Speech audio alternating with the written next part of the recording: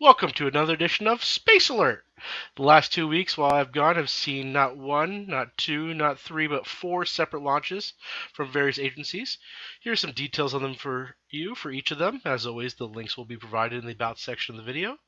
First up, on February 14th, was from Arianespace, the Ariane 5 heavy lift rocket, taking two communication satellites into orbit, the Sky Brazil 1 for AT&T and DirecTV, and the Telecom 35, that's Telecom Sat for HDTV services, as well as mobile communications and internet appliances. And there goes the Ariane 5, launching away. Next up to bat here, we have launching on February 15th was from the India Space Resource Organization, who now hold the world record for successfully launching 104 satellites in one go.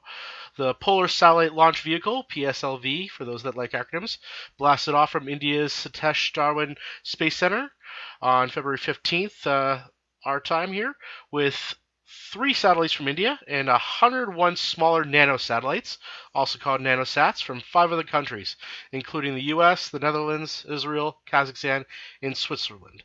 Now, this destroys the previous record of 37 satellites at one time that the Russian launch pad held. But as you can see, it was a successful launch, and I believe everything's connected up well there.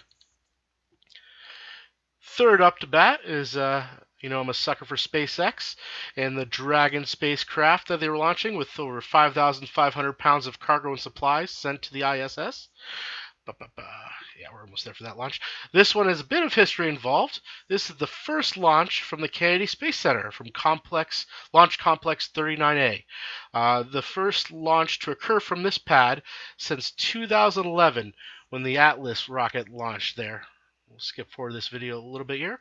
But yeah, the last time the Atlas launch was from this particular launch pad, and that was the final flight for the Atlas missions. Give it a few seconds to launch here.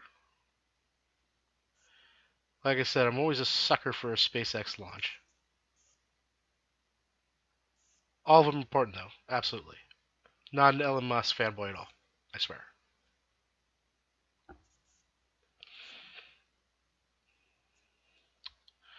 It's important to time your videos properly here.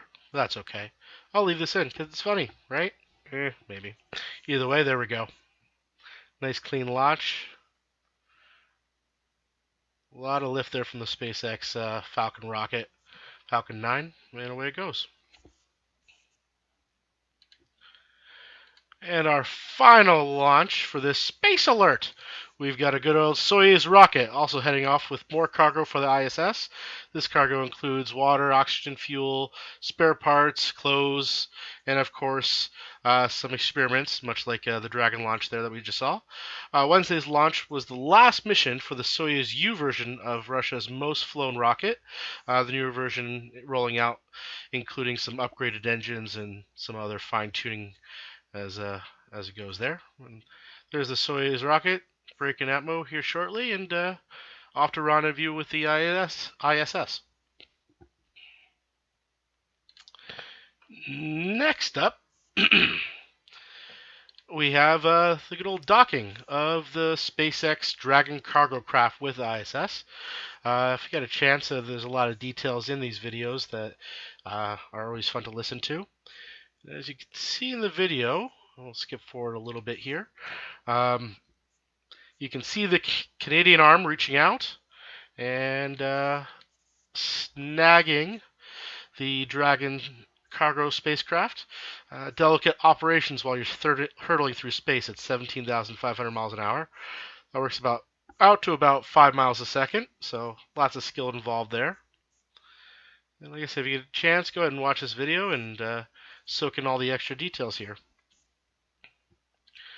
Now, last but certainly not least, we got a huge teaser from NASA, which was finally revealed to be a red dwarf star that is orbited by 7 Earth-sized planets. Now, only about 3 of them are in what they call the habitable zone, which is kind of like the Goldilocks zone. Not too hot, not too cold, just right. Now, these planets are actually pretty close to each other. If you stood on the surface of one, you'd actually see the other planets moving past in the sky pretty quick. Because their orbit is so close to the Sun, their years are only really about 1.5 days for the closest one to 20 days for the longest one. That's in Earth time, of course. And then the next step is to see if there's any water on these beauties and see what kind of things they hold. Well, there you have it, folks. Quick catch up on all the awesome launches that happened while I was gone here. And thank you for joining. Until next week, keep looking at the stars.